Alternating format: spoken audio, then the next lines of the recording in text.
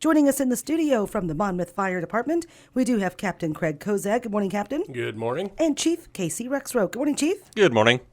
Good to see you guys. How are you? Good. I would say fantastic. Good. You know, at least the forecast this week has chances of rain every day, which is better than our last 3 to 4 weeks. That's good. Yes, we desperately need rain, and as much as I don't want to mow my yard as much as I had been, I will take it. Dry conditions and fires are not. That's a good combination to have fires, and we don't really want that. So You are correct. Tell us about that. We've seen some different burn bans throughout the state in different places, parts. It depends on how much rain they got versus other parts of the state. What do we need to be conscientious of for dryness right now? Obviously, if you're having a fire in your yard or something like that, if you're burning to get rid of yard waste or even a recreational fire, you need to be extra careful and stay with that fire. We have an issued a burn ban in around our area, as far as I know. Not anywhere in Warren County. I don't think any jurisdictions have. Just be extra careful. I wouldn't say we're too far from that, but this rain is definitely helping to curb that need for the burn ban right now. But if you're outside or you're doing any kind of burning at all, any kind of open flame, just make sure you stay with it. Have something there to you extinguish the fire with if it does get out of hand, or when you're done using it, a hose or bucket of water or something like that, just to keep it from. You've seen a lot of a lot of outside fires that people thought were out end up burning across someone's yard through that dry grass and get to the structure, and so that does happen. I don't want to see it happen to anybody else because it's it's horrible to see people lose their home because of a fire that was in their yard and they thought was out or something like that. Sure.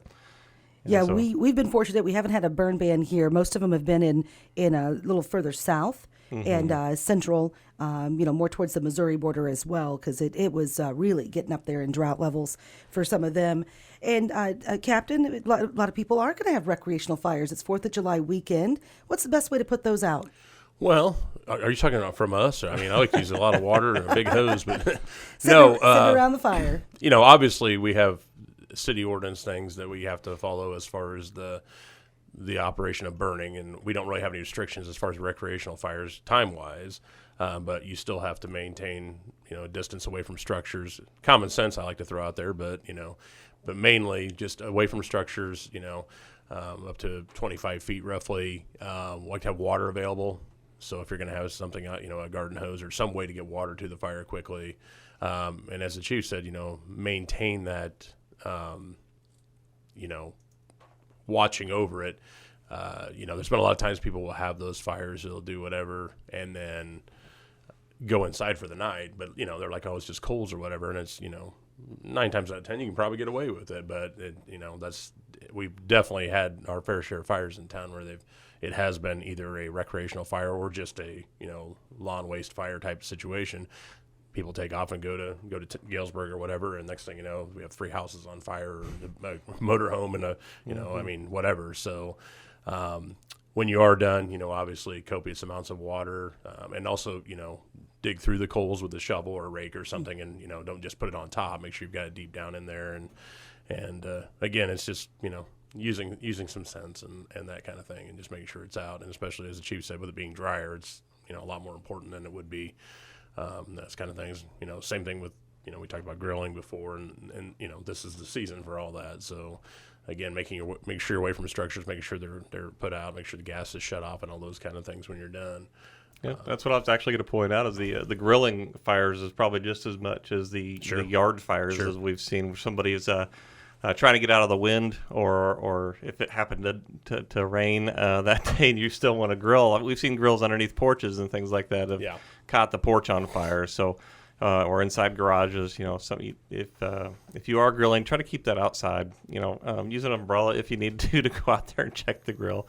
But don't put that underneath a roof or a structure, where it could catch things on fire. So I always kind of have a rule of thumb too. Like I keep my grill in the garage when I'm done with it, and I always feel like I touch it with my hand when I'm to make sure it's cool enough. Obviously, using common sense, not right after you shut it off. But if I can put my hand on and leave it on there, then it's good to go back in the garage. So think about things like that. It's like if you can't get near it with your hand, or those kind of things, it's like it's too hot to put a cover on, or or to put back near the structure or siding or whatever. So 4th of July. We just mentioned it, Chief. So tell us what to be expecting here for fireworks season. And people are calling and wondering about fireworks here in the city of Monmouth. Yeah, so as far as I know, the fireworks are still on. I just actually talked to the operator the other day who's shooting them off, and he just wanted to touch base with us and get his permit for the site out there, which they do every year. We'll go out there and inspect it for them, just make sure everything's clear.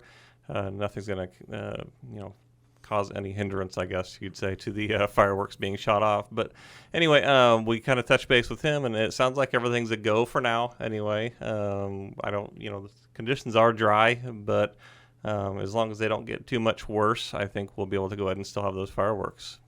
Okay, and remind us where and when that is. That is July 4th out at Citizens Lake. It'll be at dusk. Usually that turns out to be around 9:30 or 10, if I remember right. They wait till it's pretty darn dark out there to to shoot those off, because they want everybody to enjoy the show and see them from a distance and things like that. So I know they wait till it gets pretty dark out there before they start shooting the fireworks, and so get all of our money's worth. Right, right. Okay, how about people at home? They will be shooting off fireworks. Well, they will. Well, fireworks are illegal in Illinois. Vanessa. I know it's hard to tell sometimes. Hear them.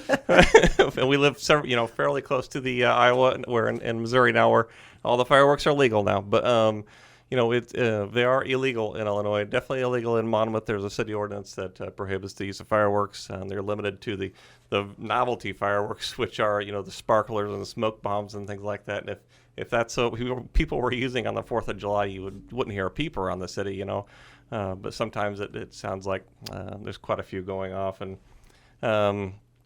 just want to make sure, if you do go that route, to go get some other fireworks on your own, the larger the fireworks, we're just a reminder, we're just talking about how dry it was. There are thousands and thousands of fires that are started every year by fireworks.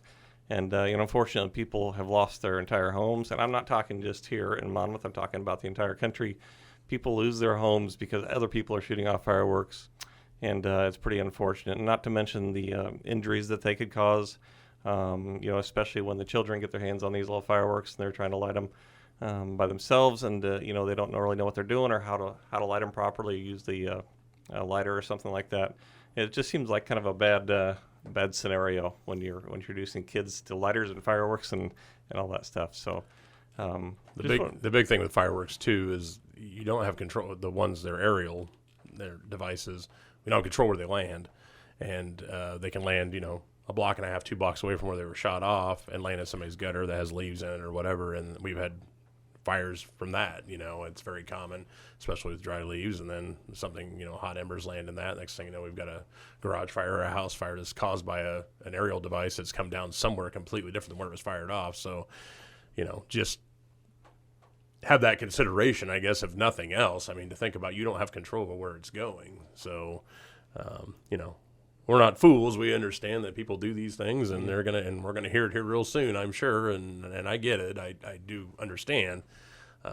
But at the same time, just remember your neighbors, as I would say, and have respect for their dogs and their sleep and all those things as well. So there's a whole myriad of things. That's a good point. It's the length of time someone may want to have their fireworks at their location, at their residence. But after a certain time, let people get their sleep and let the dogs calm down, because dogs do get wound up and worked up when you got boom, boom, boom going on. Yeah, they do. It makes them pretty anxious. I know a lot of dogs it does. And, when the dog gets anxious, the owner gets anxious. Yeah, and of course. So, for them. And so it's, try to limit that to just one time a year if you're going to do that. And so we can cut that down a little bit. Okay, so fireworks are illegal in Illinois, but if you take that route, it's dry. So please be careful. We've got other people's property to consider where these fireworks land.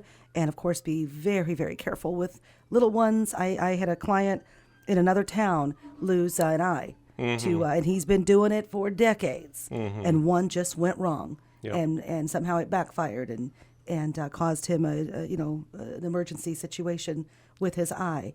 So please be careful. It can happen. Well, there's just a lot of variables. I mean, I don't know what the process is for checking over fireworks at the manufacturer, but I'm guessing it's not real stringent, you know what I mean? So you could have just the failure of the actual device itself just by poor design, but then on top of that you have, people with inexperience, because as the chief was saying, we have somebody coming in who's a professional fireworks operator Right. that comes in and shoots them off. However, you can just about easily get stuff dangerous, at least in Missouri. You can just drive there and get it. So these guys are trained and they know, all the nuances and again, that kind of thing. And then you have a guy that does it once a year and then, obviously there's other things such as alcohol and things like that get involved. And then it's just a combination, of problems. So again, we're not fools. We understand that people do it and then we get it. And I'm not going to speak for the chief. I probably have dabbled into myself a time or two, but The alcohol or the fireworks? No, definitely the fireworks. But at the end of the day, it's like we just don't want people to get hurt. I mean, really, No. that's all it comes down to. I don't really care about the legalities of it as much as it's just safety and fire-wise and injury-wise. Absolutely. So, Absolutely. And they actually out here at the lake and across the Illinois, they actually require these operators who are shooting those off professionally to do that electronically now. They can no longer actually light these fireworks shows by by hand, I guess you would say. They used to carry around, a punk or something like that, and they would light these fireworks off by hand. It's all required now to be electronically fired.